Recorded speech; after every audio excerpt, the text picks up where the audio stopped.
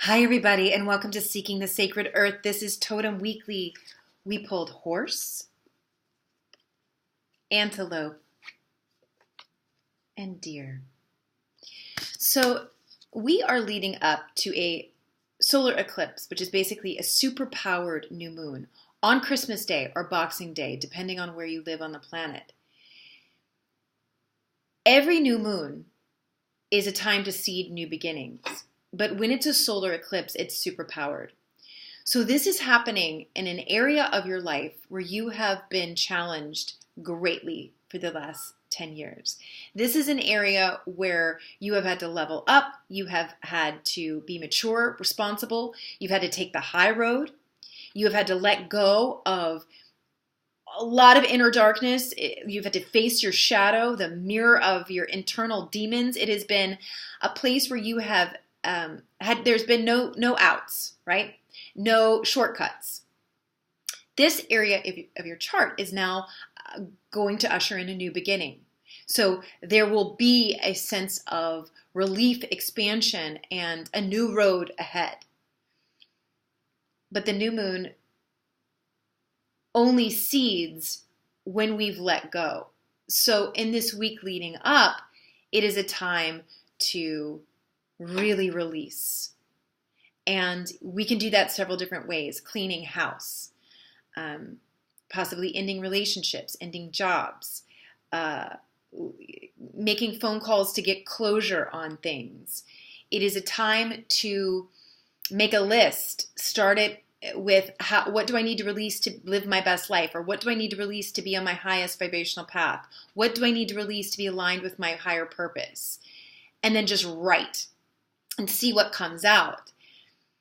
Because we really want to be clear and open and have room for the new beginning that's about to be ushered in. So the last time there was a solar eclipse at this point in your life, in this area of your life, was the Christmas of 2000. So hearken back to that. There'll be some juicy connectivities there that will lead you to maybe make different decisions this time around. Horse. We've had this recently. Now, horse speaks of power. It's a totem of power. It's also a totem of freedom, depending on the school of thought you adhere to. True power has nothing to do with having control over other people or the way we've been taught to resonate with power. True power is the internal security when you know that every circumstance in your life can be shifted and changed based on how you perceive it, based on how you look at it, based on your perspective of it, based on how you feel about it, and the power that comes that you can change how you feel. You can change how you see something. And that will then change the entire circumstance altogether.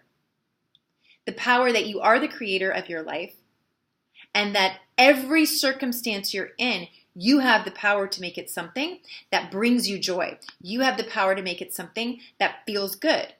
You have the power to make it beautiful. That's true power. And that's true freedom, because then you realize nobody can have power over you, because you have the power to change how you feel about them and what they do. When antelope comes in,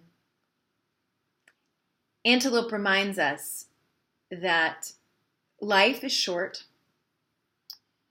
This particular human journey has an end date. And that when you feel the impetus for action, that you must take it. When these two are together, it says to me, don't hesitate to change how you feel, see, or perceive something to bring in more kindness and gentleness into your life, because that's what the deer represents. We have the power to make the changes to create more love, compassion, and kindness in our life. We have the power to initiate change that will lead to more heart-centered connection in our life. And I think that's probably going to be the message of this solar eclipse that we're all about to initiate. Because in this particular area, we've really had to face our darkest selves. We've had to face, jealousy, envy, betrayal, dredging it up from the past. What was the root of all this pain? It has just been relentless. And, I know from speaking with friends and clients and colleagues, like everybody's been challenged. It's just been so deep. But we've had the opportunity to really let go of just decades of old material and trauma and fear and resistance to love, right? Because what's the opposite of love? It's not hatred, it's fear. So this is an area in your life where you've been asked to just look fear straight in the face and keep walking. So I would really encourage you guys, because I'm doing this too, every bit of advice I give, I double down on and take myself again and again. Really think about what is getting in the way of your ability to change how you perceive a place of pain or sorrow or conflict in your life. How can you shift so that you take your power back, so that you can still feel free? Take your power back from the people or the situation or the circumstances or the idea and change how you perceive it. I mean, one particular place, it's like, let's change how we see the hardest place in our life, the place in our life where we have the most angst. How can you change how you perceive it to release the angst? Because something good is coming in this area of your life, and how are you going to see it? How are you going to plant that seed? If you're still focusing on the bones and the dirt, right? But that's what it is about. It's like letting go of the old story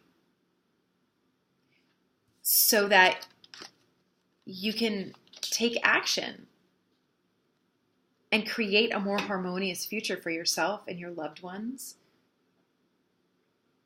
And if we do it from our heart, if the perspective we're aiming for, that we want to move into, that we want to start afresh, is a perspective that's coming from a desire for more peace, serenity, compassion, tenderness, kindness, and if we're being kind to ourselves as we move through it, that seed is going to grow into a mighty oak tree. It's going to be able to shade and provide and be something you can be proud of. So walk with integrity this week as you let go. If you have to end relationships, leave jobs, make phone calls of closure, do it with as much kindness and gentleness as you can. And if things are ended on you, things leave your life, let them go. And let them go with kindness, right? Rejection is God just telling us that wasn't your direction. That's not the road we want you to walk down. So let those things go. Because something new is coming. And we want to be able to receive it, feeling worthy of it. And that can only happen if we're walking in integrity. So, enjoy the release. Release is supposed to be enjoyable, right? That's what sex is about, right? Enjoy the release, enjoy the letting go. Because life is short. We want to make room for the good coming in. Harken back to 2000, the Christmas of 2000. See what was going on then. Something similar may be going on, or an elevated version of it. And let go, let go, let go. Write it out If it gets confusing, write it out. And of course, like, subscribe, head to SeekingTheSacredEarth.com for all sorts of other services and videos. And if you know of someone in your life who could use this message, please send this to them, because that's what this is about. We have to help each other on this earth walk, because my goodness, it can be a lot. And it's just so much better when we help each other. So thanks so much for viewing.